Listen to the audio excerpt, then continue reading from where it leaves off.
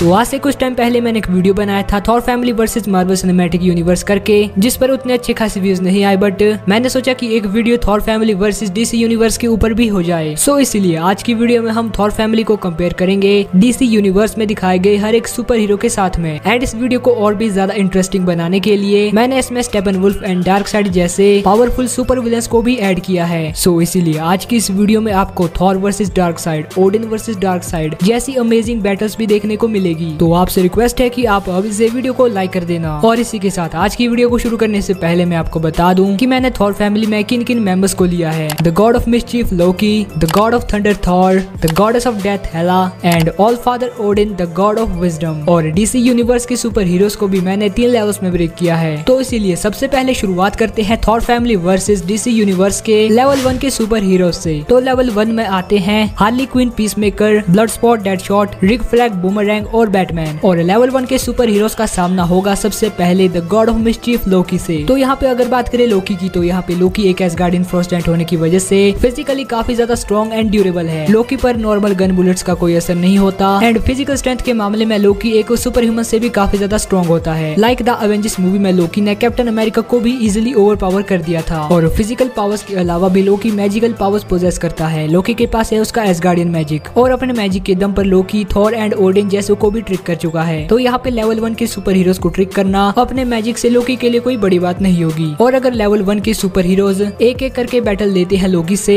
तो डेफिनेटली ये लोकी के सामने हार जाएंगे। बट क्या हो अगर लेवल 1 के सुपर हीरोज एक साथ मिलकर लोकी पे अटैक कर देते हैं, तो यहाँ पे लोकी इन सभी को कुछ टाइम के लिए तो अपने मैजिक से ट्रिक कर लेगा। बट हमें ये नहीं भूलना चाहिए कि लेवल 1 में बैटमैन जैसे चालाक कैरेक्टर भी आते हैं और बैटमैन के सामने लोकी के इल्यूजन ज्यादा काम नहीं आने वाले। तो यस, अगर लेवल 1 के सुपर हीरोज एक साथ मिलकर लोकी पे अटैक करते हैं तो डेफिनेटली ये लोकी को हरा देंगे। बट लोकी को नॉकआउट करने के बाद इन सभी का सामना होगा द गॉडेस ऑफ डेथ हेला के साथ में। अब यहाँ पे हेला एसगार्डियन मौत की देवी है और काफी ज्यादा पावरफुल है। लाइक हेला ने ओडिन के साथ मिलकर पूरी 9 रेल्म्स को कॉन्कर किया था एंड हेला इतनी पावरफुल थी कि ओडिन भी उसे मार नहीं पाए थे। ओडिन ने भी हेला को कैद किया था अपने मैजिक के दम पर। एंड ओडिन के मरने के बाद जब हेला आजाद होती है तो वो सबसे पहले थॉर के म्योनिर को अपने एक हाथ से डिस्ट्रॉय कर देती है। एंड एसगार्ड पहुंचने के बाद तो हेला लिटरली पूरी एसगार्डियन आर्मी को अकेले ही हरा देती है। हेला के पास नेक्रोसॉर्ड प्रोड्यूस करने की पावर है एंड हेला की जो ये नेक्रोसॉर्ड्स हैं ये इतनी शार्प होती है कि यूरो मेटल को भी ब्रेक कर दे। तो यस, अगर लेवल 1 के सभी सुपर हीरोज एक साथ मिलकर भी हेला पे अटैक करते हैं तो वो हेला का कुछ भी नहीं बिगाड़ पाएंगे और हेला अपनी नेक्रोसॉर्ड्स का यूज करके इन सभी को बहुत ही जल्दी नॉकआउट कर देगी। तो लेवल 1 के सुपर हीरोज को नॉकआउट करने के बाद अब द गॉडेस ऑफ डेथ हेला का सामना होने वाला है डीसी यूनिवर्स के लेवल 2 वाले सुपर हीरोज से। और लेवल 2 में काफी ज्यादा पावरफुल कैरेक्टर्स आ जाते हैं। Cyborg, king shark, atom smasher, cyclone, हॉकमैन, wonder woman, the flash and Aquaman. अब हाँ, यहाँ पे ब्लू बीटल को भी ले सकता था बट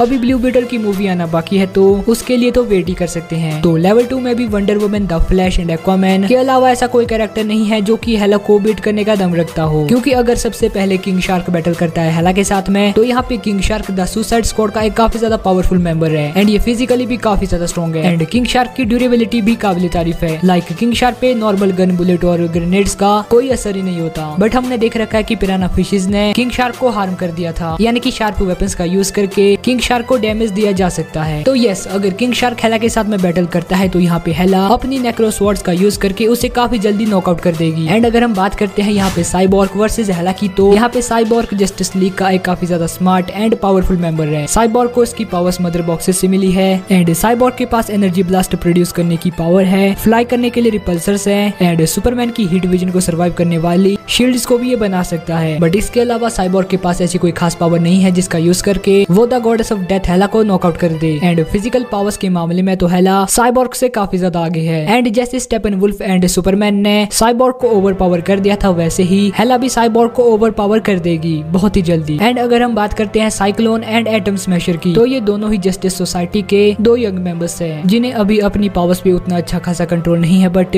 अगर इनकी पावर्स की बात की जाए तो यहाँ पे साइक्लोन के पास एयर को मैनिपुलेट करने वाली पावर्स है। साइक्लोन एयर को कंट्रोल कर सकती है एंड बड़े बड़े टोर्नेडोस को भी जनरेट कर सकती है। एंड यहाँ पे जो एटम स्मैशर है उसके पास अपने साइज को बहुत ज्यादा बड़ा करने की पावर है। एंड जब एटम स्मैशर अपने साइज को बहुत ज्यादा बड़ा कर लेता है तो इसकी स्ट्रेंथ भी काफी ज्यादा बढ़ जाती है। बट इन दोनों की सबसे बड़ी डिसएडवांटेज जो यहाँ पे है वो है इन दोनों की ड्यूरेबिलिटी। लाइक यहाँ पे साइक्लोन तो बस एक नॉर्मल ह्यूमन है एंड अगर हेला का एक भी नेक्रोसॉर्ड साइक्लोन के आर पार हो गया तो वो वहीं पे नॉकआउट हो जाएगी। एंड यहाँ पे जो एटम स्मैशर स्ट्रक्चर है। हाँ, वो फिजिकली काफी ज्यादा स्ट्रॉन्ग है एंड हेला को टक्कर भी दे सकता है। लाइक उसने ब्लैक एडम को रोक तो लिया था, बट जब ब्लैक एडम की सटकी तो ब्लैक एडम ने अपने एक पावरफुल पंच से एटम स्मैशर को बेहोश कर दिया। एंड यहाँ पे जो हेला है वो भी फिजिकली ब्लैक एडम के लेवल की बीइंग है और हेला अपनी नेक्रो स्वॉर्ड्स के साइज को बहुत ज्यादा बड़ा भी कर सकती है एंड ऐसा करके वो सर्टर तक को हार्म कर पाई थी। तो यहाँ पे एटम स्मैशर को नॉकआउट करना हेला के लिए कोई बड़ी बात नहीं होगी। एंड अगर हम बात करें यहाँ पे वंडर वुमन वर्सेस हेला की अगर हम बात करें वंडर वुमन की तो हाँ, वंडर वुमन हेला को टक्कर दे सकती है क्योंकि ये दोनों ही फीमेल वॉरियर्स काफी ज्यादा पावरफुल है। जहाँ पे वंडर वुमन को अमेज़न की बेस्ट वॉरियर्स ने ट्रेनिंग दी है, वहीं पे हेला को खुद द ऑल फादर ओडिन ने ट्रेन किया है। Wonder woman Aries the god of war को मार चुकी है, डूम्सडे सुपरमैन एंड स्टेपनवुल्फ को टक्कर दे चुकी है। वहीं पे हेला थॉर, वेल्कायरी, एसगार्डियन आर्मी और वेल्कायरीज की पूरी आर्मी को ओवरपावर कर पाई थी एंड ओडिन के साथ मिलकर हेला ने पूरी 9 रियल्म्स को कॉन्कर किया था। बट अगर हम बात करते हैं यहाँ पे ब्रूट एंड फिजिकल स्ट्रेंथ की तो यहाँ पे हेला वंडर वुमन से ज्यादा आगे है। वंडर वुमन की ड्यूरेबिलिटी काबिल तारीफ है, बट यहाँ पे हेला की ड्यूरेबिलिटी अलग ही लेवल पे है एंड अगर हेला को हार्म भी कर दिया जाए तो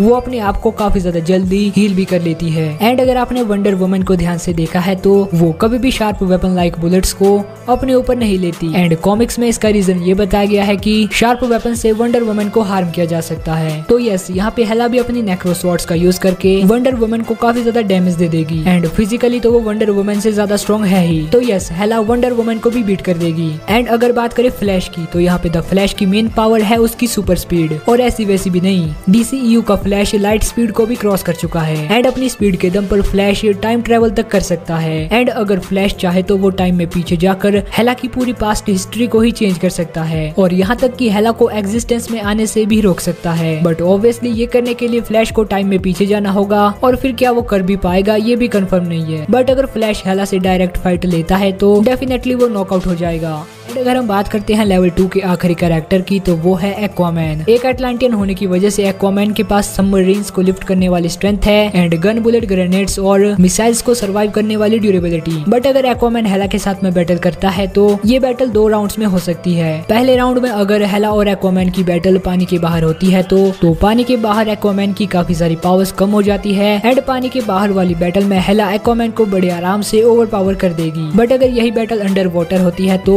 फिर भी वो हेला को नहीं हरा सकता क्योंकि अंडर वाटर जाने के बाद एक्वामैन सुपरमैन थोड़ी ना बन जाएगा। अंडर वाटर जाने के बाद भी एक्वामैन इतना स्ट्रॉन्ग नहीं होता कि वो द गॉडेस ऑफ डेथ हेला को ओवर पावर कर दे। बट यहाँ पे एक चीज जो एक्वामैन को सपोर्ट करती है वो ये है कि हमने कभी भी हेला को अंडर वाटर बैटल करते हुए नहीं देखा है। तो यस, अंडर वाटर वाली इस बैटल को एक मजाक समझ के भूल जाओ। बट क्या हो अगर लेवल 2 के सभी कैरेक्टर्स हेला पे एक साथ अटैक कर देते हैं तो लेवल 2 के सभी सुपर हीरोज एक साथ मिलकर हेला को काफी ज्यादा बराबरी की टक्कर देने वाले हैं। बट तभी वहाँ पे एंटर करेगा the god of thunder Thor and in दोनों का कॉम्बिनेशन कितना ज्यादा पावरफुल हो सकता है आप इमेजिन कर ही लो। एंड यस, हेला और थॉर मिलके लेवल 2 के सभी सुपर हीरोज को हरा देंगे। तो अब बढ़ते हैं लेवल 3 की ओर और लेवल 3 में आते हैं DC यूनिवर्स के हाई पावर लेवल रखने वाले super heroes and super villains जो हैं Shazam, black Adam, doctor faith, Superman, Steppenwolf and the god of evil dark side. तो अगर लेवल 3 में सबसे पहले ब्लैक एडम बैटल करता है थॉर के साथ में तो DCEU का ब्लैक एडम काफी ज्यादा पावरफुल है। लाइक ब्लैक एडम JSA को टक्कर दे पाया था, सबाक को नॉकआउट कर पाया था एंड साथ ही ब्लैक एडम की ड्यूरेबिलिटी भी काबिल तारीफ है। बट यहाँ पे थॉर भी काफी ज्यादा पावरफुल है। लाइक थॉर हल्क को ओवर पावर कर पाया था, रिंग्स ऑफ नेडवलीर को मूव कर पाया था, पावर स्टोन के टॉर्चर को सर्वाइव कर पाया था एंड एक डाइंग स्टार की हीट को भी झेल लिया था। अब यहाँ पे ब्लैक एडम को जो चीज सपोर्ट करती है वो है कि वो थॉर से ज्यादा फास्ट है। बट यहाँ पे थॉर के पास भी स्टॉर्म ब्रेकर एंड म्योनिर होने का एडवांटेज है एंड ये दोनों वेपन से प्लेनेट शैटरिंग ब्लास्ट कर सकते हैं। एंड यहाँ पे एक और चीज जो ब्लैक एडम को सपोर्ट करती है वो है उसका रूथलेस होना। ब्लैक एडम हमेशा फाइट करता है विदाउट होल्डिंग बैक, बट यहाँ पे थॉर हमेशा अपने एनिमीज को अंडर एस्टिमेट कर देता है। लाइक थॉर को बस हमने MCU में 2 ही बार आउट ऑफ रेंज जाते हुए देखा है। पहली बार तो लोकी की मौत का बदला लेने के लिए थॉर 6 इन्फिनिटी स्टोन्स को ओवर पावर करके थैनोस का सीना चीर देता है एंड दूसरी बार कॉर्क के मरने के बाद ज़्यूस के थंडर बोल्ट से उसी को ही नॉकआउट कर देता है। एंड शायद ये चीजें काफी अप्रूव करने के लिए कि अगर थॉर ब्लैक एडम से फाइट करता है विदाउट होल्डिंग बैक तो यस वो उसे नॉकआउट कर देगा। एंड अगर हम बात करते हैं हेला वर्सेस शज़ैम की तो यहाँ पे इस बैटल में भी कुछ ऐसा ही होगा। शज़ैम की पावर्स भी ब्लैक एडम से काफी मैच करती है। शज़ैम के पास 6 ग्रीक गॉड्स की पावर है। बट यहाँ पे शज़ैम का सबसे बड़ा जो डिसएडवांटेज है वो ये है कि शज़ैम की बॉडी का होस्ट यानी कि बिली बैटसन अभी एक टीनेजर ही है एंड उसे अपनी पावर्स पे उतना अच्छा खासा कंट्रोल भी नहीं है एंड बैटल एक्सपीरियंस भी उसका ना के बराबर है। एंड अगर ऐसे में वो द गॉडेस ऑफ डेथ हेला के साथ में बैटल करने जाएगा तो यस वो हेला को काफी अच्छी टक्कर दे सकता है बट इवेंचुअली वो द गॉडेस ऑफ डेथ हेला के सामने हार जाएगा। एंड अगर हम बात करते हैं डॉक्टर फेथ वर्सेस थॉर की, तो यहाँ पे डॉक्टर फेथ डीसी यूनिवर्स के काफी ज्यादा पावरफुल मैजिक यूजर है, बट ये बात भी सच है कि डीसीयू में डॉक्टर फेथ को काफी ज्यादा डी पावर कर दिया गया है उनके कॉमिक वर्जन के कंपैरिजन में। लाइक कॉमिक्स में डॉक्टर फेथ एक काफी ज्यादा ओवर पावर्ड कैरेक्टर है, बट डीसीयू में वो उतने भी पावरफुल नहीं है। एंड अगर डॉक्टर फेथ थॉर से बैटल करता है तो यस, अपने मैजिक के दम पर वो थॉर को अच्छी खासी बैटल दे सकता है एंड ग्रैंड इल्यूजस बनाकर वो थॉर को ट्रिक भी कर सकता है। एंड अपने हेलमेट की हेल्प से डॉक्टर फेथ फ्यूचर में होने वाली पॉसिबिलिटीज को भी देख सकते हैं एंड ये भी उन्हें काफी अच्छी एडवांटेज देगा। बट डॉक्टर फेथ ने खुद कहा था कि वो ब्लैक एडम से कम पावरफुल है और उससे नहीं हरा सकते। देखो, ये बात मैं नहीं कह रहा, ये बात डॉक्टर फेथ ने खुद कही है। तो यस, यहाँ पे थॉर भी डॉक्टर फेथ को हरा देगा। एंड अगर बात करें स्टेपनवुल्फ वर्सेस हेला की, तो यहाँ पे स्टेपनवुल्फ डार्क साइड का आर्मी जनरल है एंड डीसी कॉमिक्स में उसका मामा। स्टेपनवुल्फ का बैटल एक्सपीरियंस बहुत ज्यादा है एंड ये बंदा अकेले जस्टिस लीग के हर मेंबर को ओवर पावर कर पाया था सिवाय सुपरमैन के। बट यहाँ पे फिर भी Steppenwolf physical strength and durability के मामले में हेला से पीछे रह जाता है। एंड यहाँ पे स्टेपनवुल्फ के पास उसका कोई खास हीलिंग फैक्टर भी नहीं है, बट हाँ, स्टेपनवुल्फ का आर्मर उसे काफी ज्यादा ड्यूरेबल बना देता है। बट जब सुपरमैन ने स्टेपनवुल्फ के आर्मर को ब्रेक किया तो वो वनरेबल बन गया और उसके बाद वंडर वुमन ने भी अपनी गॉड किलर स्वॉर्ड से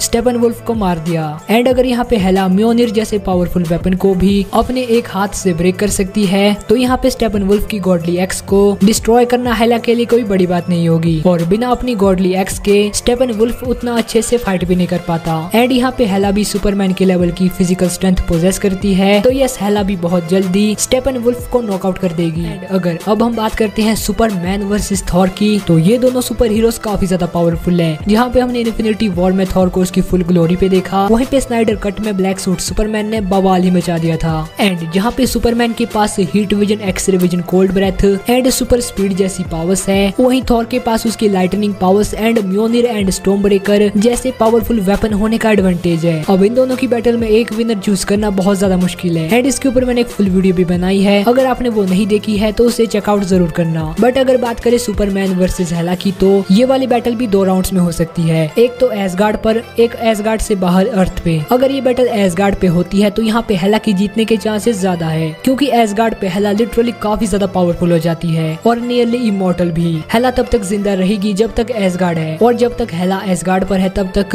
उसकी पावर्स हर पल बढ़ती रहेगी। सुपरमैन चाहे हेला को जितना भी डैमेज दे दे, वो काफी ज्यादा जल्दी हील कर जाएगी और एट द एंड वो इतनी पावरफुल हो जाएगी कि सुपरमैन को भी हरा दे। एंड अगर सुपरमैन को हेला को हराना है तो उससे पहले पूरे एसगार्ड को डिस्ट्रॉय करना होगा, जो कि सुपरमैन कर तो सकता है बट हेला उसे ये करने नहीं देगी। बट वहीं अगर दूसरी ओर ये बैटल एसगार्ड को छोड़कर कहीं और होती है लाइक अर्थ पर, तो वहाँ पे सुपरमैन की जीतने के चांसेस ज्यादा रहेंगे, क्योंकि ऐसा भी नहीं है कि एसगार्ड से दूर होने पर हेला एकदम से काफी ज्यादा वीक हो जाएगी। नहीं, हेला पावरफुल रहेगी, बट एसगार्ड पे जो हेला की पावर्स हर पल बढ़ रही थी वो यहाँ पे नहीं होगा और at the end of the day Superman Hela को हरा देगा।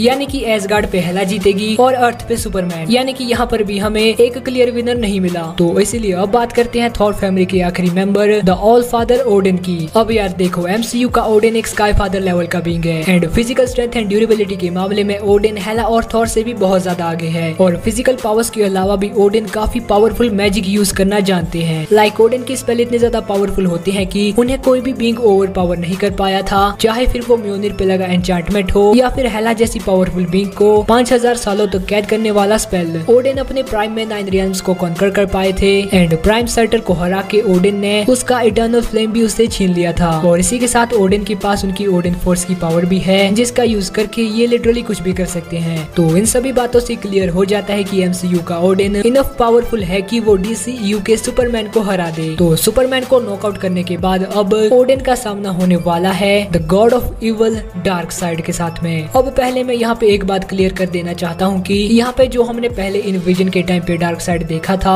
वो बेबी डार्क साइड था और वो उतना भी ज्यादा पावरफुल नहीं था, क्योंकि ज़्यूस एंड एरिस जैसे गॉड्स ने भी उसे ओवर पावर कर दिया था। सो इसीलिए यहाँ पे ये कहना भी गलत नहीं होगा कि ओडिन एंड थॉर जैसे गॉड्स भी बेबी डार्क साइड को नॉकआउट कर सकते हैं। एंड यहाँ पे जो यंग डार्क साइड था उसकी बस एक ही झलक हमें साइबोर्ग के विजन में देखने को मिली थी, बट इतनी कम अपीयरेंस से हम यंग डार्क साइड के पावर लेवल का क्लियर आइडिया नहीं लगा सकते। और वैसे भी स्नाइडर वर्स तो ऑफिशियली कैंसिल हो चुका है, तो शायद ही हमें कभी यंग डार्क साइड देखने को मिले। तो इसीलिए मुझे लगता है कि यहाँ पे ऑल फादर ओडिन डीसीयू के डार्क साइड को हरा देंगे। तो डार्क साइड के नॉकआउट होने के साथ ही आज की हमारी ये वीडियो यहीं पे एंड होती है और आज की विनर टीम है थॉर फैमिली। और बाकी बस वीडियो काफी लंबी हो गई है। एंड अगर आपको वीडियो पसंद आई हो तो लाइक करना। और यार जैसा मैं कहता ही हूँ कि वीडियो बनाने में काफी ज्यादा मेहनत लग जाती है, तो यार अपना सपोर्ट बनाए रखना। और बाकी मैं मिलता हूँ किसी और वीडियो में, तब तक के लिए सी यू सून, बाय बाय।